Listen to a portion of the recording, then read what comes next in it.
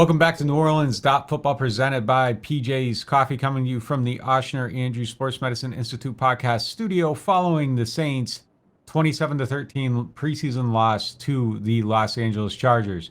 If you're in the market for a new car, make sure you check out my guy Matt Bowers at one of his many dealerships.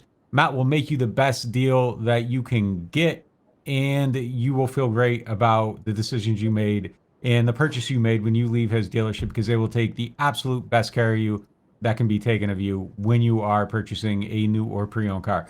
All right, the unveiling of the rookie, Tyler Shough, made his debut today. We saw Spencer Rattler get a chance to start. That brings us to our first topic, presented by the Mortgage Brothers. That is mortgagebros.money on the internet.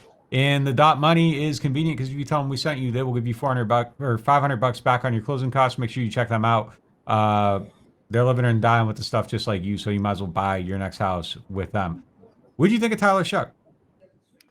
I think it was kind of a continuation of the Tyler Shough we've seen for the last 8 days now, which in the positive sense is he himself said once they started doing the live call it scrimmage sessions, this game, obviously, it's been football. And when he looked more hesitant, when it looked like he was thinking too much, that was all kind of in the first 2 weeks of installation. And then when they were like, all right, now go get first downs. It's 1st and 10. The defense is coming after you. He's looked a little bit more like himself. Now, that doesn't mean he's looked perfect, not by any means. But we're seeing, okay, there's a quarterback in there. This is what he looks like when he's actually running the ball, when he's moving the chains, when he's taking shots downfield. And then the biggest worry is, again, some colossal mistakes. I mean, a pick six when you're trying to prove this team shouldn't be scared to put you in a game and that you're ready for all this. Those are the kind of mistakes you can't make. Obviously, they're going to like the way he responded to that. The very next series, it was a 54-yard touchdown pass. So, I mean, I think you like the tools that you're working with, and you see a guy who's not there yet. Yeah. I mean, the interception was definitely, like, let's just start with the bad. The interception was definitely a very rough play. It was a high-low concept. He threw low. He had the defender like in a bind. He was either going to have to go high or he's going to have to go low. The defender went low. Shough threw low. He got picked off. It's a touchdown. If he goes over it, it's a 25-yard gain to Trayton Welch. That's a tough decision to make in it, and it does play into some of the gaps that we have seen him make in practices where it's like, man, how did he not see this guy? I do think, though, when you take it from the context of 4 plays at a time, 6 plays at a time, 1 drive at a time, and you're able to see a progression of 20, 25 plays, whatever it was, it becomes a little more digestible. You see like some good stuff around it, and it's like, well, all right, he's a rookie. He made a mistake. I don't know why, but something about the way I feel about him changed today, and that was an absolutely awful mistake. But I feel a little bit more optimistic about Tyler Shough now than I did before. Will I feel that way next week? I don't know. When you're kind of in the desert of quarterback stuff, like, you might mistake a carcass for a canteen, like mirages appear. You don't know. You might be seeing something that isn't really there. But I'm more inclined to find out going into the season, I think, now. Like, there's a piece of me going into this hours ago. I was like, there is no way they can do anything but play Spencer Rattler. Just watch the game, and I'm like, man, I don't know. Like, maybe you just go find out. I would add to that, though. I would add a total of 4 practices, not just 1 game. I would say the first scrimmage, to an extent, though he made like 3 or 4 really bad mistakes, but you saw the touchdown drive. And then his 2 practices in California were easily his 2 best practices. So now it's actually stringing 4 of those days together where you're starting to be like, okay. And I don't think it's quite canteen versus carcass. We've talked about this all the time. We saw Spencer Rattler go out and start 6 games last year before he was ready, quote unquote, but he was able to compete. And so I feel again about Tyler Shough that I feel like he could be like rookie Spencer Rattler, like rookie Will Levis, like rookie Davis Mills. Like, he's not going to go out there and forget how to play football. Like, he can go out there and he can survive these highs and lows on a football field. He's not. The 2 weeks of thinking too much is not this is a reminder that this is what they look like when they're actually out there playing football. Yeah, I mean, I don't know that he can survive the lows or the Saints can survive the lows or that you survive the lows and you get a chance to chase it into the next season. I don't know that one preseason game and, a drive against, like putting Shough into that situation at the end of the first half in a preseason game, in a 2-minute drill, where in the regular season you're going to see really soft coverage and then in the preseason you're going to see even softer coverage, was probably the best wingman move that Kellen Moore could have made for him. Like, you put him into a situation that it just allowed him to get into a rhythm, feel what it felt like to have success. And man, that was a solid for him because whoever was going in there was probably almost assuredly going to get a good drive because they aren't every play. They're just so far off and there's a wide, they're layups. And that was a very solid thing. But again, I feel much better about him today than I did at any other point. And there's still the drawbacks. So, but I do think today, as we exit this, it's no longer the conversation's no longer like absolutely, oh, Rattler, if they're playing Arizona tomorrow. I don't know. Like, I do feel like you probably get a higher floor with Spencer. He's a 1 year of experience. So he's probably going to make fewer mistakes. Granted, he made his own mistake in this game with the sack fumble. And the continuation of this conversation is presented by RV Masters. You see in our van, go to them. They'll get your vehicle decked out, power, whatever you need. We saw Spencer make the mistake and all that too. So, it isn't. I don't want to overstate anything here, but I do feel like Spencer gives you a higher floor. But I think that Shough does obviously have a higher ceiling, and that's why he was picked 40th. And like you said, the way he responded, he comes back, gets a 54-yarder. He looked more aggressive. I'm slightly more encouraged. I'm not as encouraged as I would be, like Shough played a great game. Like when he was out there, Dart played a great game. Like I'd be more encouraged about those guys, but he looked good. He looked okay in moments. He looked bad too at times though. I mean, the situation is what it is. Look, I think Spencer's still ahead, but I think Spencer has stayed this way. Although Spencer probably had his best practice of the entire training camp just in the last scrimmage that they had 2 days ago. But Spencer has kind of stayed like this, and Shough was way behind him, and he's gotten a little closer. But I still think Spencer is ahead, but I agree with you that it feels like more of a competition that's seizable in just a matter of, I mean, what do you think? Do you think they have to make a decision after one more preseason game, one more week? Hopefully we get to see joint practices against the Rams. Kellen Moore said they'll make that decision after they do a health evaluation. But hopefully we're going to see another set of joint practices this week and another preseason game. But yeah, I cannot the fact that you cannot say it's over, it's done, the competition is done, that means Shough has made progress. I don't know that he's ahead, man. Like it feels like a coin flip to me. And as I've felt since the very beginning of this thing, like if it ends even close and you feel like the outcomes and the variances are similar.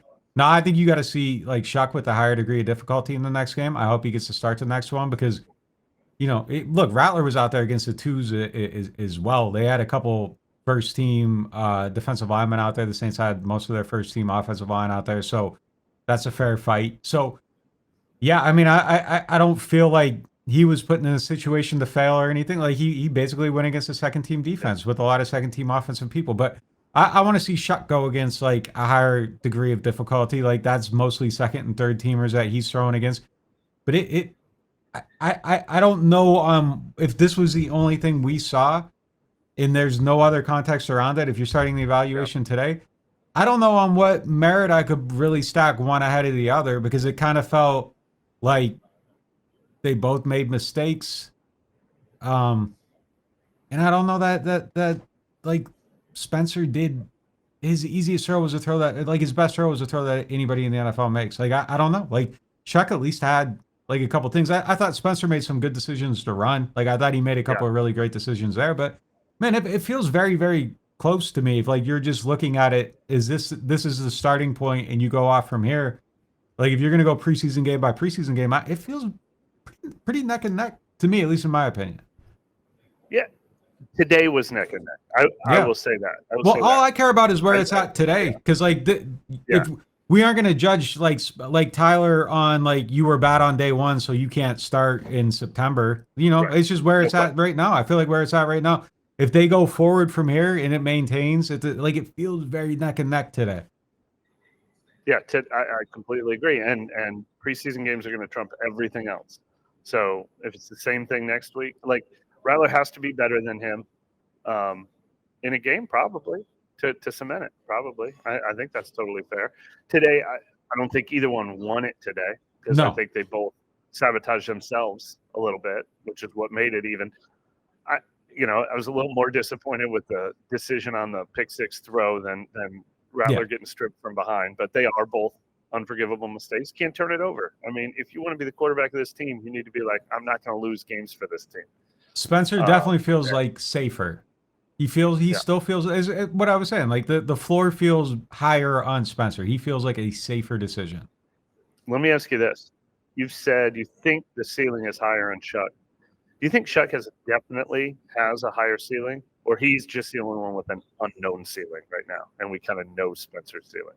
I think he definitely has a higher ceiling. And Yeah. then I mean, he went 3 rounds higher. Like Yeah. it doesn't mean you reach your ceiling. It doesn't mean you achieve your ceiling. Isaiah Foskey didn't reach his ceiling. He certainly reached his floor. Yeah. And like I just I'm even further away from putting him on the team. And I left him off my 53. I don't care if I'm wrong on that one. Like I just cannot do it. But that doesn't mean he achieves his ceiling. But absolutely, I think he has a higher ceiling. And Yeah. I think even today, like you just see it. You see, but like Joe Milton probably has a high ceiling, but like he's not going Trey to. Lance probably has the highest ceiling of any quarterback that played today. Man, Trey Lance, like he only passed for 55 yards, but it felt like 255 yards. Like it just felt like he was just like that running ability is crazy. Like yeah, I'm excited to kind of see what he ends up developing into with Harbaugh. But yeah, I don't know. Like, don't you think so? Look, we keep talking about it about who should start week one. I'm still maybe the team will not think the way I think. If I was in charge of a team, there's so many reasons that aren't just trying to win that are. I mean, I would start Spencer. The first month of the season is a brutal schedule. If Spencer's more ready to take those lumps because he's seen it before. If he goes 2-2, congratulations. You went through that schedule and you won 2 of the games. You've earned the chance to be QB1. If he goes 1-3 or 0-4, look, maybe it's unfair, but then you can ease Tyler in. I don't like the idea of, all right, Tyler's shown us some things. Now let's just throw him to the wolves. Because what if he starts 1-3 and 0-4? Where do you go from there? But I do think in general, I'm more encouraged about Tyler Shough's ability to help this team this season and show some things this season than I was 8 days ago, without question. Yeah, no doubt about it. So you feel like Shough has a higher ceiling or no? I mean, probably, but that's based on college tape. It's not based on if you didn't tell me where these guys got drafted and all I know about them is everything I've seen since they've joined the Saints, I haven't seen him show his higher ceiling. I mean, that 54-yard touchdown pass was incredible, but it's the first time I've seen him complete a pass more than 15 yards as a Saint. It's not like he's always throwing. Yeah. It's not like he's Jameis out here. I do think though, like if you just watch, if this is your first viewing and you said both these guys put together all the things that they showed today and polish it up, yes, no doubt about it. Like it's a no-brainer. And that's not. You watch those two quarterbacks today, and you're like, which one excited you more about their potential? It's Shough. Yeah, and again, like he feels like the one that could crash the car the hardest. So still, like it just feels like it's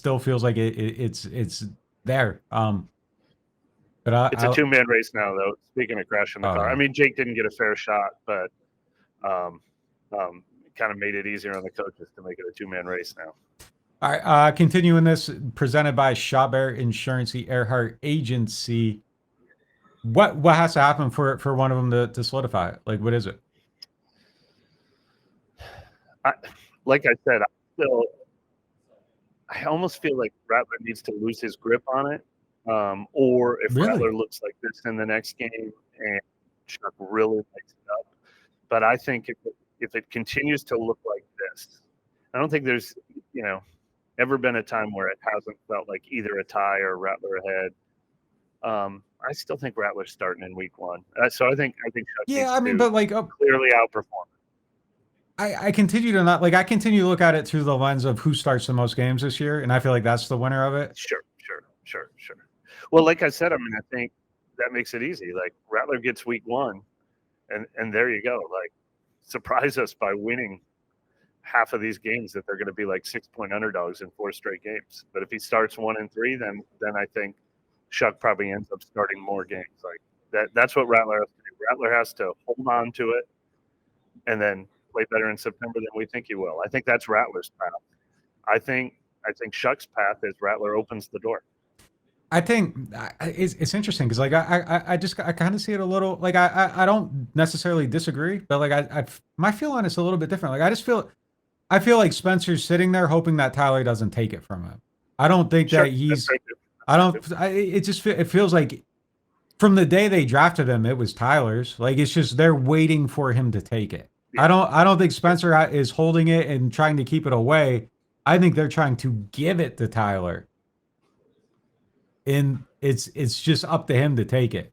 And he might not be ready to it, or they might simply decide that, you know what, man, like not gonna put him through the gauntlet. He gets the back four. Like it really might just be that. And that really might be the smartest way to approach it. Just let him have it. But I was like steadfast on that. Like from the first time you brought it up, I'm like, yeah, that makes total sense to me.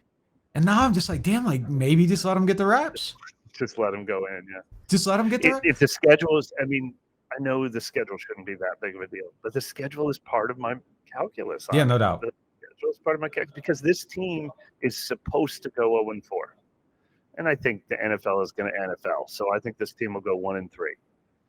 But that is not a good way to start Tyler's career and to have all the fans calling for Spencer Rattler. Yeah. And then what do you do? Like the schedule makes it even tougher than the decision would be if that wasn't the schedule. Yeah, I mean, I'm not changing the tune yet. I'm just saying I'm willing to consider putting out the remix as a single. You know what I mean? Like we recorded the song, we sat on it, we tried to finish the album, and then like someone put a better beat on it, and I'm like, damn, I don't know. Maybe that beat, like maybe we go with the remix as the lead single instead of the actual single. Well, this should be the first sentence that we both said. It's like we scoured every OTA 7-on-7 throw because all they did was 7-on-7 and OTA. We scoured every training camp practice where this guy threw 11 passes and this guy threw 12 passes. And we said, Rattler's more ready. Rattler looks a little more poised. Rattler looks a little more comfortable. But they just played their game today, and Rattler didn't look like the guy who had this decisive lead. He made it look even. So if it looked even in the game, what was all that other stuff analysis even for?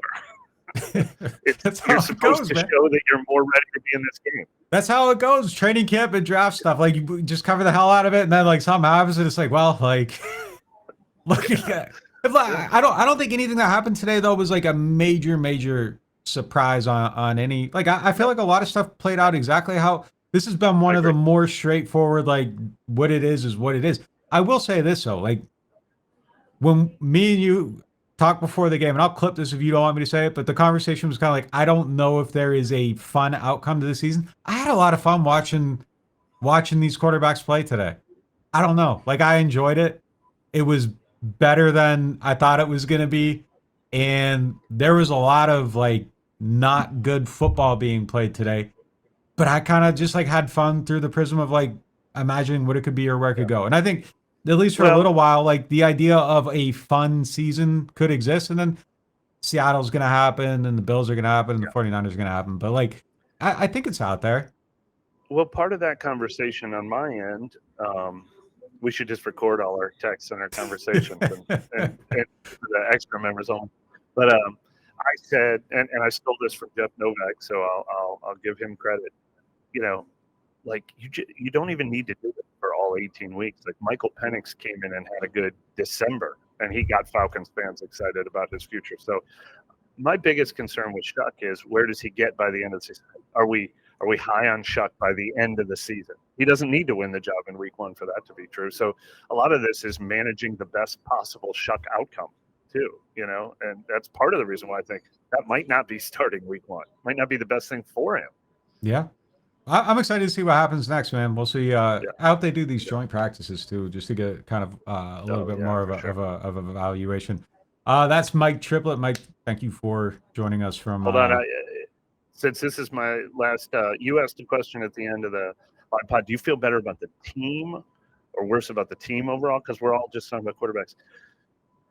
There is no part of this team that worried me today from the players who are actually going to play football this season. Like when I'm looking through the guys who screwed up, I'm not finding a lot of my top 25 players on the team. There's one element of the team that worried me tonight, and that's offensive line depth. Yeah, who scared the hell out of me? Raiden. Cesar Ruiz missed. He had a bad play after he's had a so-so camp. Trevor Penning's now dealing with an injury. Dylan Raden's had a bad game. Kyle Hergel had a terrible game. And it's just like the offensive line they need their 5 starting offensive linemen to all stay healthy and all be good, or it derails everything. Other than that, all the guys who screwed up tonight are guys who aren't going to make the team, I feel like. Yeah, I agree. Yeah, kind of beat for beat was. I felt pretty good about the secondary. I felt good about a lot of things that we saw today. Yeah, I mean, like, man, they didn't do anything, and like they played Heineke and a bunch of backups or whatever, but like they played Heineke and a bunch of backups. They didn't do anything against them, and then Trey Lance gutted the the third team defense or whatever. Like, who cares? Yeah. All right, Mike, thanks for dropping by. I guess I don't really know what to say to you because you live here, so I don't. All right, well, I'll talk to you. I'll talk to you later. We'll talk to you later. We're gonna hit a quick break, and we'll be right back. The Ochsner Orthopedics Walk-In Clinic is now open. Located at 1201 South Clearview Parkway, across from the Elmwood Shopping Center, this clinic provides convenient same-day care for a variety of orthopedic and sports injuries. No referral or appointment needed. Whether you need care for strains, sprains, fractures, sports injuries, or muscular pain, the team of orthopedic specialists offers care for patients 5 and older. Open Monday through Friday from 8 a.m. to 8 p.m. and on Saturdays and Sundays from 10 a.m. to 8 p.m. Rouse's Markets is voted best grocery store in New Orleans, best grocery store in Baton Rouge, Mississippi, Gulf Coast, Thibodaux, Houma, Hammond, Lake Charles, Mobile, year after year. Thank you for choosing us best grocery store on the Gulf Coast. Number 1. Thank you. Thank you. The number 1 grocery store In Mississippi, Alabama, Louisiana. 1 million customers a week can't be wrong. Welcome to Rouse's. The NewOrleans.Football show is proudly presented by PJ's Coffee. PJ's Coffee has some of the best drinks that you can find. They have locations all over the city. They have pastries and everything else you need to get your day started. So go check them out. I don't play favorites with our sponsors on the show, but one of my favorites for sure is RV Masters. You guys have been watching our show lately and you've seen our awesome new van. That thing is decked out. And the best part about it is I took it up to RV Masters and I was like, this is what I want to do, but I had no idea how I wanted to do it or how to get it done. And they took care of it from start to finish, brought me out for updates, were giving me new ideas, and they made it exceed my wildest dreams. And they will do the same thing for you. RV Masters offers full service RV, motorhome, and travel trailer repair. They have preventative maintenance and service packages for your RVs, your AC, your generators. They specialize in solar and lithium upgrades, satellite TV, and Starlink. They'll take care of you if you get into a collision. Whatever you need, they got you. And I can speak from experience because they definitely had us on our new van. I cannot vouch for anyone more than I vouch for RV Masters. RV-Masters.com. Go check them out.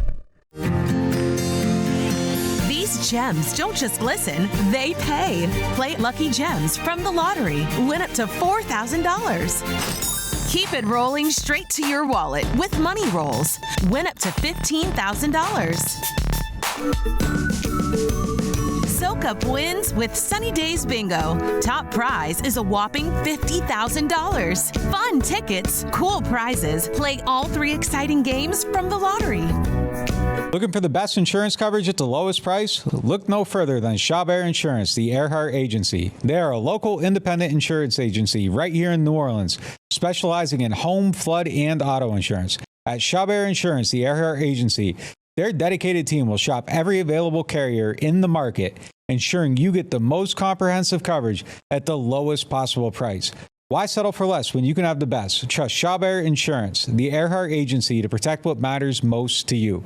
I do. I've been a client of theirs since 2021. Call them today at 504-326-6526 or visit them online at Protected by Shough. That's 504-326-6526. Shough Insurance, the Earhart Agency, your local insurance experts. Hardhide flavored whiskey, Ponchatoula strawberry, and Chilton County peaches in your favorite bars, stores, and restaurants.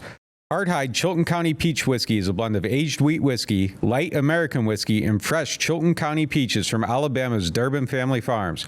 And Hardhide Strawberry Whiskey tells the story of a small town famous for strawberry farming. A delicious natural strawberry-infused 86-proof whiskey for whiskey lovers. Just look for the red and orange bottles in your favorite stores, bars, and restaurants. Welcome back to NewOrleans.Football. It is now time for the player of the game. And really, there felt like there was really only one choice in this game, and it's got to go to Mason Tipton. He showed up, made a big play in a game, had the 54-yard touchdown. It was the only play he made in the game, but it was good to see him go out and show the big play ability that we've consistently seen in practices for the last 2 seasons.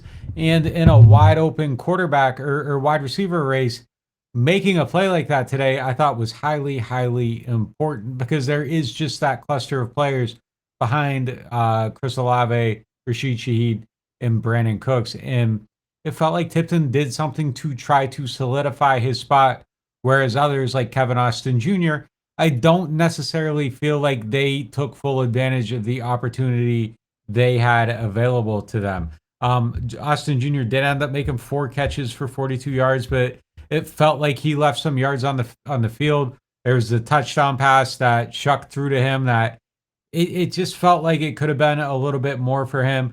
And I thought Dante Pettis didn't quite take full advantage of everything that was available to him today. So it was good to see Mason Tipton take advantage of the things that he was able to take advantage of. And I also thought Cedric Wilson did a good job of just stepping up into that void today and making some plays. Now, I will say in the case of Austin, I'm probably bringing some residual stuff from previous practices into this game where he's let a couple plays go by short arm and a couple throws. I think he caught 4 of his 5 targets, and the only one he didn't catch was that deep ball. But that thing stands out in your mind when it comes on the heels of some of those other things. So we're going with Tipton in this one, but there's a handful of guys that I thought played well today. And to continue that conversation, Kevin Washington, you guys know him from the Members Only Pod, the OG pod, NewOrleans.Football.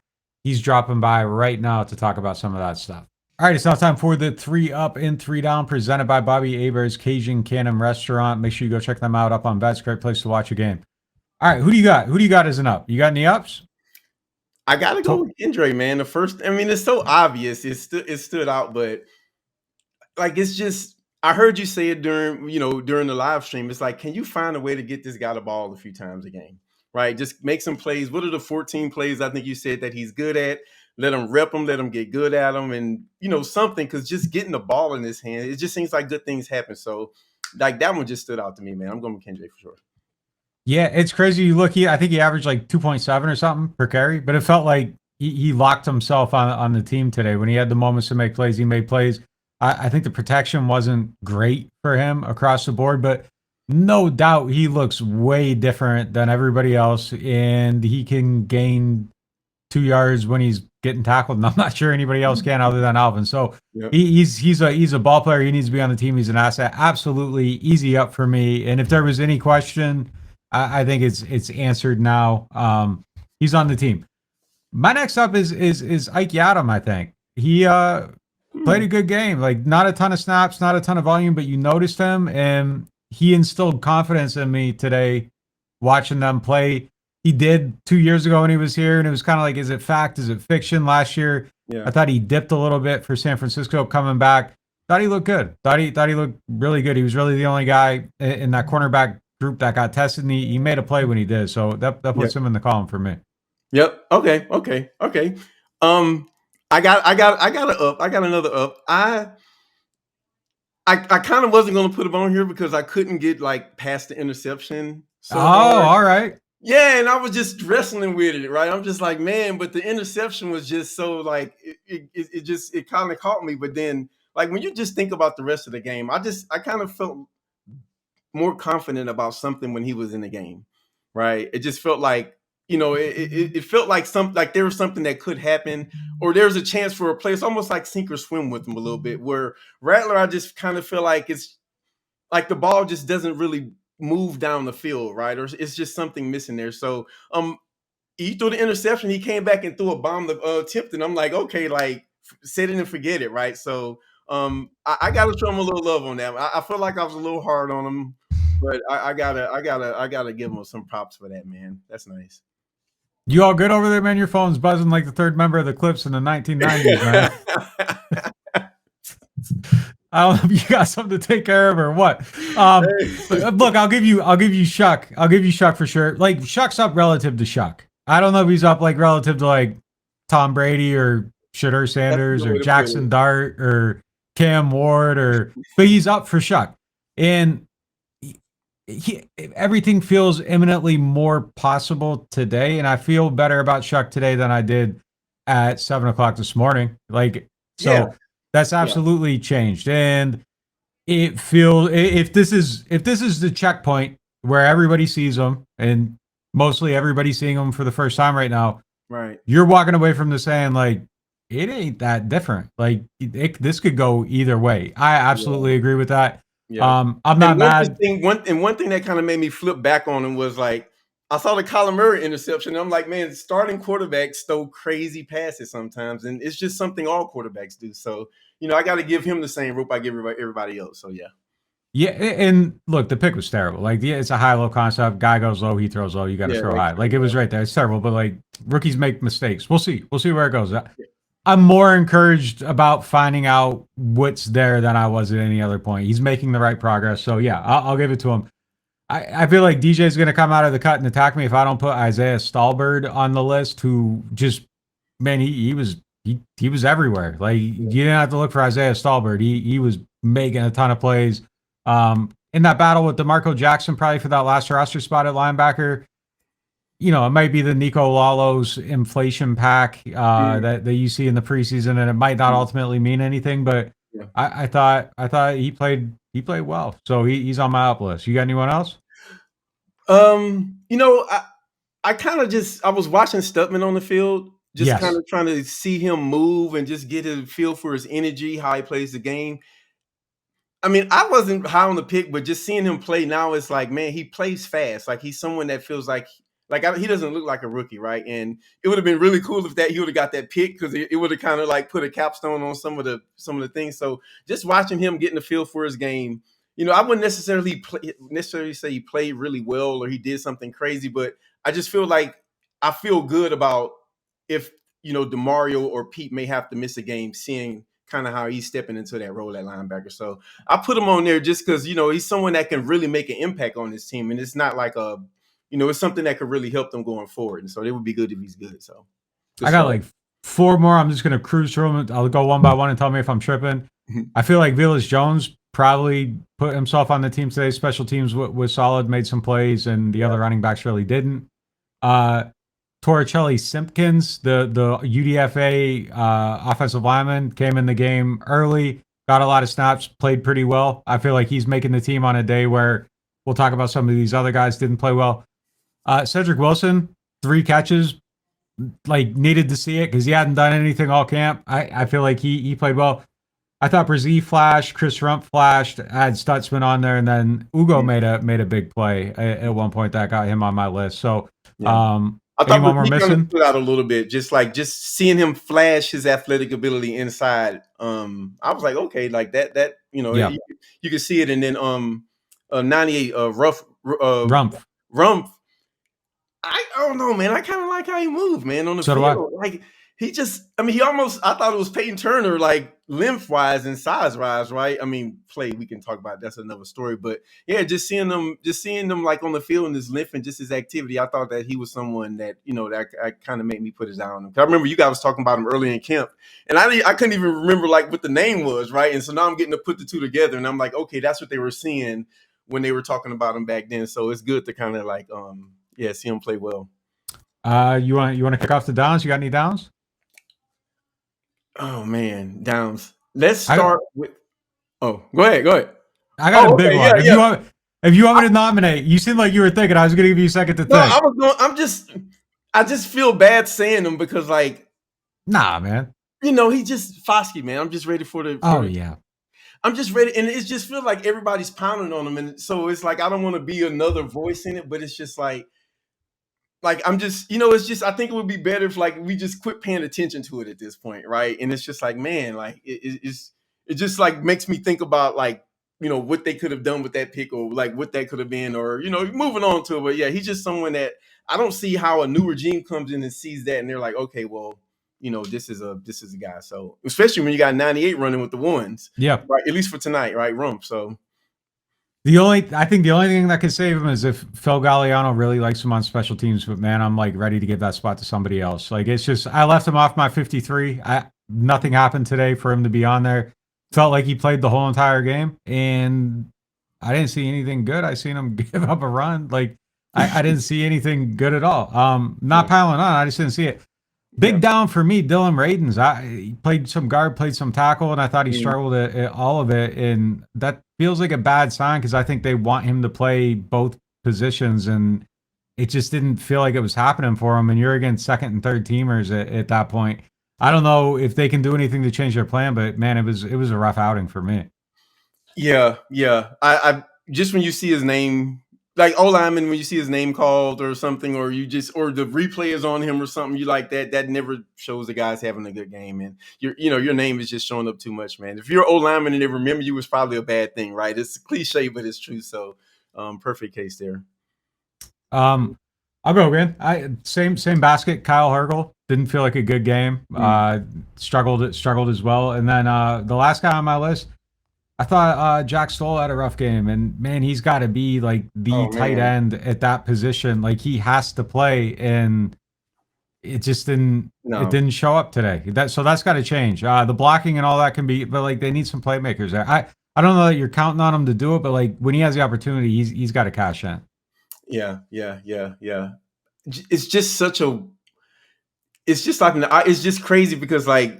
You could be the guy you could save that room, right? If you played better and you made some plays and you kind of solidified like that spot on the roster, just given where they're at with Foster and Taysom's injury. So big missed opportunity when I think about it. It's like, come on, this is if you're gonna make a splash and make a roster, these are the times you got to do it. So yeah, definitely didn't jump out there. A down. I mean. This is a controversial one, but I'm gonna say Rattler. And I don't necessarily think he played horribly, but I don't think that he took a step forward in the quarterback competition tonight, in my eyes. And I think for him, that's a down, right? Any day that Shough is getting ahead of you, and I know they've been scrimmaging, and I know maybe one guy's looking better in practice, but when you do it on TV and people see it. It's just what we see, and it hits differently, right? And so, one guy could barely get the ball moving down the field. Had a turnover, and never got nothing going, and the other guy did. And I think when you juxtapose those against each other, I think it does make you say, all right, well, one guy played one way, and it makes you look at the other guy instantly. And I can't put him in the up. So yeah, I mean, on a day where the other guy threw a pick six, if we aren't all saying that it's your job, that's. That's not the best. And yeah, I mean, he had the turnover too. So I don't know. I guess there's probably more of a lenience for the new guy than the old guy, but like I can't argue with that. I feel better about Shough and about probably the same about Rattler, maybe a dip down because I felt like I don't know. It just wasn't. I just want to see something from Rattler. It didn't move the needle. It just felt flat. Yeah, exactly. And Rattler, I mean, like I'm almost kind of viewing them equally in some ways, right? But Rattler is, supposed to be, he's talented too, right? I mean, he has a crazy good arm. Apparently, he's a quick decision maker. He's been in practice. Coach Moore called him decisive, and so I just wanted to see some of that translate into success somehow on the field, and I didn't see it, and so. That's just kind of why I'm like, all right, well, to me, he was a down because I thought that he would have shown more tonight than what he did. So. Yeah, doors definitely wide open going into the next preseason game against Jacksonville. So we'll see how it goes. It's going to do it for 3 Up, 3 Down. Kevin, thanks for joining us. We'll be back right after this break. Big news from the home team. Introducing our newest sponsor, the Mortgage Brothers. With over 30 years of combined experience, the Mortgage Brothers are the quarterbacks of home lending, calling the right plays to get you across the goal line. Whether you're a first-time buyer or a seasoned vet, they'll coach you through every down and make sure you feel like part of the team. They're backed by Cross Country Mortgage, the #1 retail lender in the nation, so there's no loan playbook they can't run. FHA, VA, conventional, RD, and more. They're lifelong season ticket holders, local guys who know the field and your market, and their online application takes less than 10 minutes. Why fumble your mortgage with some online lender who's never even watched your team play? Stick with the Mortgage Brothers, the trusted pros who play to win. Mention NOF and get $500 back in lender credit toward your closing costs. That's money back in your pocket when it counts. Visit mortgagebros.money and start shopping with confidence. Because with Mortgage Brothers, it's always no flags, no fumbles, just smooth closings every single time. Slide into summer with New Orleans Hamburger and Seafood's new sliders. Get 2 each of cheeseburger, buffalo chicken, meatball, or chicken and waffles served with a side of garlic herb fries. Starting at $9.99 now at New Orleans Hamburger and Seafood Company. I got hurt in a car wreck. Why should I get Gordon? Because when you're hurt, you need money. And I fight for the people of Southeast Louisiana every day. I got a client who injured their neck in a car wreck, $250,000. Another client was hit by a big truck and needed back surgery. I got them $700,000, and they deserved every single penny. That's what I'm talking about. Why wouldn't I get Gordon? If you've been hurt in a car wreck, just call me, New Orleans. Get it done. Call 504-800-8888. You ever take a bite of something and immediately think, yeah, I'm coming back for this? Bobby Hebert's Cajun Cannon Restaurant just added some new dishes, and man, they crushed it.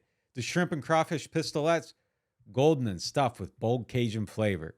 Fried oyster tacos, crispy, fresh with the perfect kick. And the soft shell crab Alfredo, creamy, rich, and absolutely worth the order. They're open 7 days a week, and they deliver late. Bobby Hebert's Cajun Cannon Restaurant. Delicious food, superior service.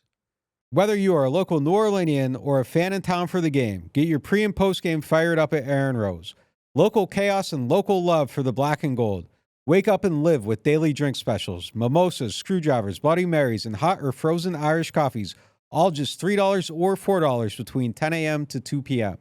Aaron Rose, half a block from Bourbon Street in the French Quarter, 811 Conti Street. Attention Saints fans, don't let pests and termites invade your home field. Trust the team at Red Pest Solutions to tackle those unwelcome visitors. Call the Red Man today for unbeatable pest and termite control. Score peace with no pest. Visit redpest.com, REDDPEST.com. Here at the Queen Casino, indulgence knows no bounds. Prepare your taste buds for an extraordinary culinary journey. Start your day at Capital Coffee. Craving something different? 3 Walks Noodle Bar offers a tantalizing selection of Asian delights.